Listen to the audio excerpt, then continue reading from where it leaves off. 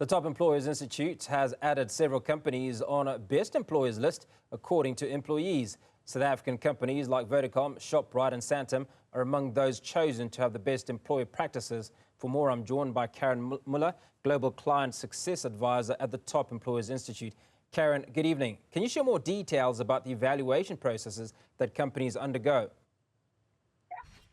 Thank you. Hi everyone. Yes, obviously I can do that. So we have a rigorous survey. Our participating clients fill in the survey, they complete the survey, then they go through a validation process where we have qualified auditors that take the clients through their questions or their findings, like we call them. And then basically after that, the scores are then calculated. In the back end, we've got a lot of, data that's calculated. And yeah, they need to, well, firstly, the survey is also fact-based, and it looks at all the company's human resources policies, practices, and processes. And they need to have at least 60% to be able to be certified. So how important is it for companies to receive this accolade? I mean, what are the benefits to the company? Well, wouldn't it be amazing to work for South Africa's and Africa's #1 Vodacom, right? So for an employee, it's really, really important. We have noticed, and you can find this in our World of Work's Trends report as well, which you can download. We've done loads and loads of research, and we've noticed that the employees, they actually go and do a lot of research when they are looking into companies and when they want to be employed. So they go and do the research. They actually try and find companies that have got the same values and purposes as them. And for these companies, it's really important because there's 4 things that they can do. They can literally attract employees or, potential prospective employees into the company. That's the first thing. They also do a lot of this work, and it is HR departments that are running this, right? So it is the HR departments that do quite extensive research work and update all the policies, the practices. But they do this to retain their staff. The staff, obviously, when you look at our trends report, it shows that the employee is still the heart of or the center and the heart of an organization. And you can see that throughout the years that we've been doing the survey, that it has literally changed, where it's gone from looking at the employees into what a person and what one employee is looking for. So basically, it is to attract talent. It's to retain the talent currently where they've got. But they also use the certification during sales pitches and stakeholder engagements.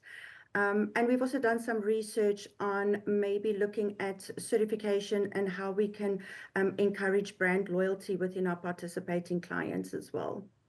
So obviously that information is super important, and those that are looking for employment will be super grateful that you give us this info. But do you also give us an insight into who the worst employers are, so we stay away? No, unfortunately I can't, because all the best employers are with top employers. So those that are not with top employers, more than likely they are the worst. But I don't think there's a worst employer out there. I think you're being nice. I think everyone does what they can for the employees. I think you're being nice, to be honest. Through the different cycles. Yeah, I'm trying to attract some new clients, right? No. Clearly. Well, talk to us about some of the most innovative HR practices you've observed among the top employers in South Africa. I mean, what is it that they're doing that allows them to stand out and attract that talent? Yeah. Okay, so one of the programs that we are busy working on, and obviously we work on a continuous basis trying to, enhance our products as well as our innovation. And one of them is neurodiversity. So we're looking at neurodiversity program. We've also got 2 very big global or two big top employers within Africa that are actually part of the program at the moment. And neurodiversity is where we're looking at the neuro inclusion of people with neuro talents, right? So that is the one area. That is something brand spanking new, by the way.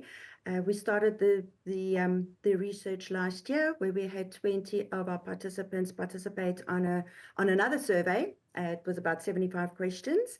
And we collected all the data. And now what we're doing with that information is we interviewing groups within teams that have got neurodiverse talents within them, trying to see how the teams react, how the teams work, but also how the neurodivergence fit into the teams as well.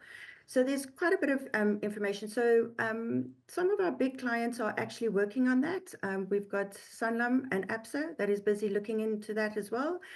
And then there's some amazing things out there like sustainability, what they are doing for sustainability, how they actually bring HR into sustainability and what we can do with that and how can we help to save the world. And then we also look at onboarding and offboarding. So, with all the economical ways and everything that was going the way it was, we started looking at how employees or how employers offboard their employees. So when they go and when they leave the company, and what's nice is to see that the South African companies are really far in advance when it comes to offboarding. We do the cake and the tea and the presents. Believe it or not all companies do that. So they basically just get a little tick list and they are sent their way. But I must say the South African companies really pull through with that one. They really look after their employees the same way during offboarding as when they are onboarding them. So I want to touch on things like paternity leave, right? Yeah. And that's obviously something that's relatively new to South Africa, and focus on global organizations or global companies that have certain practices in different parts of the world. How do they navigate the different laws and regulations in specific countries? Very good question. So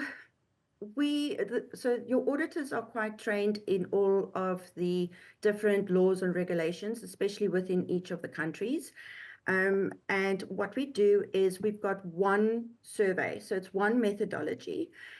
We do not ask different questions for different countries. So every country and every region has exactly the same questions.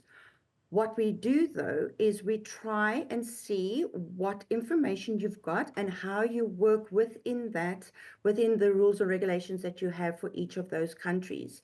So, for instance, we have certain countries that provide maternity leave for anything between 6 months to a year, up to 2 years. What we have been, and we have done some research on that as well. I'm hoping to be able to do a case study soon with regards to, and I think we have uploaded we've published some information on the new South African parental leave, where you've actually got the option where either the mother or the father or, each partner can actually take 2 months of parental leave. So that was a joyous moment when we saw that, that South Africa is actually coming to the party now and providing the employees with a choice. Normally it was only the one partner that would be able to take the 4 months, but now they can choose, right? So this was really groundbreaking.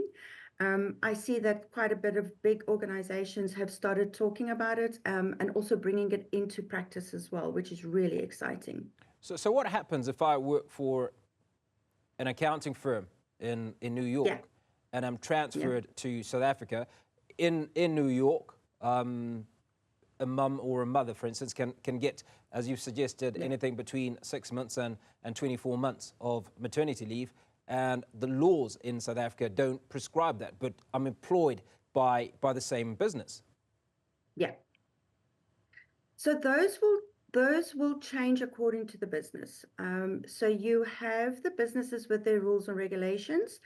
And most of the times, these employees are seen as expats as well, and they will then negotiate certain terms with the companies. We've got quite a bit of big global companies, between the 2,500, nearly 2,500 clients that we have, we've got large industries that also participate. And I mean, like for instance, Airbus has 150 or has 150 employees worldwide, and they will negotiate terms. So it won't just be that won't be a total stickler. It will be, let's talk about this. This is the rules or regulations in South Africa. How can we actually, because you come from New York and you've got other policies and rules and regulations, how can we actually bring those two together? And that's what we were mentioning within our World of Work's Trends report, is where we personalize certain benefits for employees. So that they can actually suit the needs of the employees, but also suit the life cycles that these employees are in. Okay, what challenges do companies typically face when trying to implement best practice HR standards, and how do they overcome these challenges? How do they implement it? Sorry, how do they? So, what challenges do companies typically face when trying to implement best practice HR standards? Very good question. I mean, let's face it, HR is quite difficult as it is, because you're working with individuals. You've always got changes within HR. And you've also got changes within certain areas, within regions, due to micro or macroeconomical certain situations. But what I think they do is how they come, being part of the Top Employers program itself, showcases that the employer is actually trying to change what they've got. So within the survey, and it's a bit difficult to explain in a short time that I've got, but within the survey, we have different areas that we focus on. So we will focus on things like development, on career paths, on topics like well-being, diversity, equity, and inclusion, rewards and recognition. So what we've noticed is that certain companies would take certain areas, they link that to their people strategy. They also link that to their people priorities. And then they focus on those, because I've been in HR for more than 30 years, and there is no ways that you can change all those practices or all those different topics, in 1 year. So that's why we have 3-year contracts as well with our clients. And some of our clients have been with us for nearly 10 to 12 years.